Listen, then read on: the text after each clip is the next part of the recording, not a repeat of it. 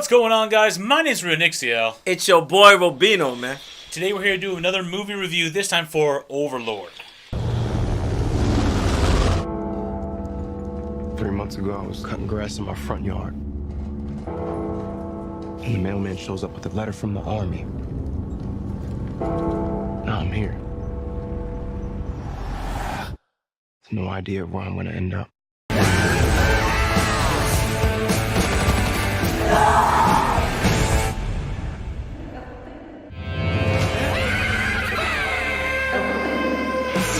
Man, it's been a minute.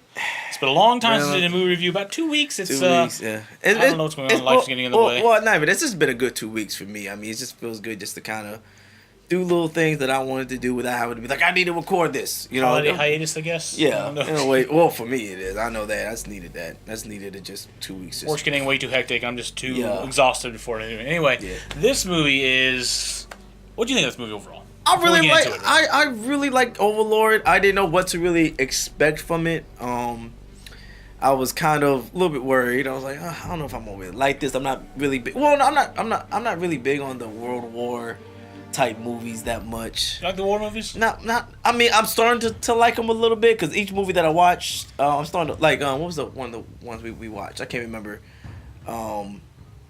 It was a while ago. It was a long time ago. There was one World War movie. Well, I'm starting to like them. But this one was actually pretty interesting because it's about the whole Nazi thing and that's what World War II is about. Yeah, Nazis and how they always experiment on things and. In theory. Yeah. They did a lot of unsavory things that people uncovered or at least were theorized about. Right. So. And I know sci-fi and all that stuff, they like making movies about the possible super soldiers and other things they can create. Like Captain America's on the same thing. They created their own super soldier to fight against Nazis and all that stuff during the Captain America. I definitely feel like I was watching a Captain America movie a little bit. The way the movie was going, it felt like Captain America. I, for one, really enjoyed this movie. It was not nearly a horror movie. I know it's pegged as a war action horror movie. Yes. The horror was more gore oriented. It wasn't like there's occasional jump scares, like boom, this thing pops up, or whatever. Yeah. But it wasn't really a frightening movie. It wasn't really scary. Yeah, it wasn't like one of those like the zombies when you if you get bit you turn into a zombie type These are stuff. Nazi zombies, super zombies. Yeah. These aren't plague zombies. I don't know. Maybe they bite someone. They will do. I don't know because they normally eat people. Yeah, they full up eat everything. Well, there was a couple times. I mean, they touched the blood and nothing really happened. You can touch a zombie all you want as long as you don't get an infection or eat it. I think he did one time. I think Edward, one of the main characters, I think he did that one time. He kind of was like, Boyce. Yeah, Boyce. Yeah, Ed or something, but Boyce. Yeah, Edward. Well, I don't know. They called him Edward in the thing, but he touched the blood. I said, please tell me he ain't gonna eat. Yeah, I said, no, he didn't. No, he didn't do that. He sniffed it though. It looked like he almost ate it. I don't think he ate it. I think he looked stupid. You never know. He did sniff it though. Yeah, it was weird. This is back in the lab. This whole movie revolves around D-Day, Doomsday, invasion of Normandy. These guys are paratroopers, and they're supposed to be going into a city, or a small French town near the border or near the shore.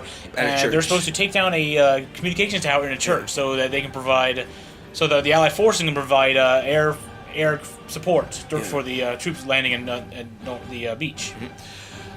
With the tower intact, they won't be able. Air support will not be able to do its job. So they need to take the church down. That was their mission for World War II, for D-Day, and all that stuff.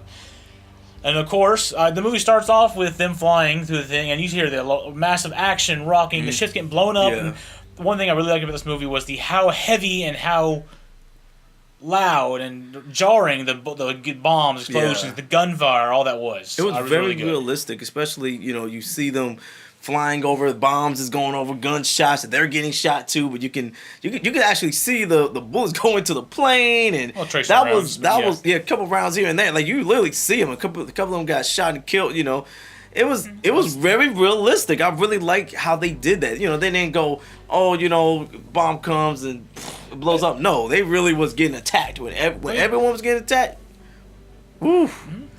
It was good because it didn't steer away from the action. It didn't show them hiding and cowering fear and ringing the ears. They're sitting there. You saw the whole cabin, fire or a flat cannon shot up through something shot through the thing. Bullets and tracer rounds shot up through the cabin, and you see people dying, people exploding, going other way. A lot of people hid, but still focused on the entire cabin, which is pretty cool. And then the right wing exploded. The bomb and fudge they flew through, so the whole thing's covered in fire, and it's just very, very dark. Yeah. Very warlike, and you really felt they're there. Especially the gunfire when they're sitting there shooting after they land and all that stuff, or crash land, parachute out. Parachute out. Yeah, it was a parachute. And the gunfire feels very jarring, very loud. I love that. It's not like it's all pop, pop, pop, whatever you see in a lot of movies or things. They're loud as well, but they don't have the same jarring. Maybe it's the theater speakers because I think it was the theater speakers because all the way down to your bone. If you felt them every time they shot. It was amazing. For once, I would say definitely. I'm glad I saw this in theater. If I would have saw it on TV, I don't think I would have got the same experience as I would. I don't know why. I was really happy I saw this in theaters. I would have been very disappointed if I watched it on TV. I would have been very mad. It wouldn't have been nearly as good if without the surround sound, the whole jarring. I felt like I was literally there. I felt like I was there. Like, literally. I was like, wow. This movie started off as a war movie. You see the horrors of war, people dying, you're fighting against Nazis, or like gunning people down in the streets or with the people they find. They have to invade a town. They have to. It's heavily fortified and Nazi occupied, so they have to get in there and try to gain a foothold. Scout out of the church, get to the church, set detonation charges, blow the radio tower up, get out, and hopefully get out without dying. Yeah. And the whole, I don't know how much they had initially had planned. It looked like maybe 10, 12 people in the plane. Only 4 made it to the ground. Yeah, 4. Yeah, that was crazy. Everyone else died. Yeah. Some way, somehow. So they had to do it with 4 people, which made it a little easier because it's a lot easier to invade and get into a small sneak in with only less people rather than a whole platoon or company of 10 people. Not saying we want them to die, but dang, that sucks. Well, you could tell who was the main characters, who was going to survive based on how much they talked. If basic introductions and that's all they said, they're going to die. Yeah. You can see the main character right off the bat, voice. Yeah. They focus on him a lot. You can tell Ford because he's the new guy, he's not really in charge, but he's there to, he was added to the platoon right off the bat. Yeah. Ford, of course, played by Wyatt Russell. It took a long time for this movie to zombie, unfortunately. Yeah, that's what really sucked. It in the middle for me, I know in the middle of the movie I kind of got disinterested a little bit. I was kind of like, okay, where's the zombies at? I think you said when Boyce was sent to retrieve the other 2 members, they were sent out to scout and see if anyone else showed up. Yeah. Things were being pushed forward a little further, so they had to get started on the mission. So Wyatt, or Ford, who's in charge of the mission now because the sergeant's died, sent Boyce out to gather the other 2 who survived. And, okay, we can't wait for anyone else. We have to get it going. Yeah. On his way, he happens to get... A series of events happens where he ends up getting into the church, sneaking into the church, past the heavily fortified Nazi armaments and all that stuff. And he sees the horrors of what's going on down there. He sees the radio tower, but underneath they're also doing massive research on super soldier serums, torture, and it's a lot of really bad stuff. Then he gets out. And then he realized, okay, we got to change everything. But that's when you started getting a little bored. You said yesterday, anyway. Yeah, I was. I mean, I don't know. Maybe it was just me because I was hoping to see a little bit more action. I mean, it's just like, what is the purpose? What's going on? What's taking, where's the zombies? Okay, well, I mean, we did see a zombie in the beginning of the movie. We did, with the grandmother. Remember, because they met that woman. That was a little halfway after they met the woman, got in town, and all this stuff. Yeah, you see you could tell because because apparently she's sick. Yeah, well, that's what I'm saying. She's sick, but she's hacking, wheezing, and moaning in a room constantly. Yeah, but they meet this girl named Chloe after they all come together and stuff like that. Hey, we made it. They're trying to find a way to get into the church. They meet this woman who's apparently a scavenger, trying to get. That's what they call it. In wartime, you got to scavenge. Yes. You go there, you gather materials, get weapons, metal, whatever you can to survive. Because Nazis are occupying your town. She's a French girl, a French woman. Her parents are taken away. Yeah, no, died. Oh yeah, no, they were taken away. Yeah, and then the Nazis were taking village people into the church to do research on them. They never returned. They don't get out. So, except one person, they returned to Aunt, which she was coughing, hacking, wheezing, wasn't doing really well. She was badly sick. It was very obvious that she was a zombie because it was like, it was like, okay. It wasn't. Oh wow, she's sick. She's sick, totally fine. But it wasn't like plague zombie. Like Boyce, he peeked inside, looked at it, and the zombie popped up in front of him. Yeah. Big jump scare. He leaves back, and then just turns away and walks away. It didn't. If it saw him, it would have attacked. Like if it were a plague or virus zombie or something, but it didn't do that. Yeah, I really like Boyce, man. At first I didn't like him at first because he was doing some dumb. He's a pacifist. He's a pacifist. He was very pacifist, and it was. He was drafted into it. Yeah, but it was. at first I didn't like him at first, but then I was like, okay, I understand why. When the guy explained the guy can't kill nothing, you know. But I guess there was a time where there was a mouse, and one of the sergeants in the barracks, and one of the sergeants told him to kill them. Someone needs to kill the mouse. He catches the mouse, let him go. The mouse comes back, and the sergeant makes him run up the hill because the mouse wasn't killed. And you know, he realized like, yo, you're not a killer. You know, who's the guy playing? John, was it Tibbet? Is it Tibbet? Who? The guy that told the story about Boyce. I think it was Tibbet. It was Tibbet, yeah. But Tibbet, you know, Tibbet's like, you know, he's one of the he's best a very shooters. Jersey type. Very Jersey, you know what I'm saying? His accent was very Jersey. I don't know. He's very arrogant. He had the type of Weasley type of voice, and just constantly talking. Yeah, he would not shut up. He was very mean to everybody, especially to the woman. He's also a short little guy too, so he kind of has to be mean in order to be that small. Yeah, but that was But I mean, overall, I mean, this movie was really good. I think everybody played their part. Yep.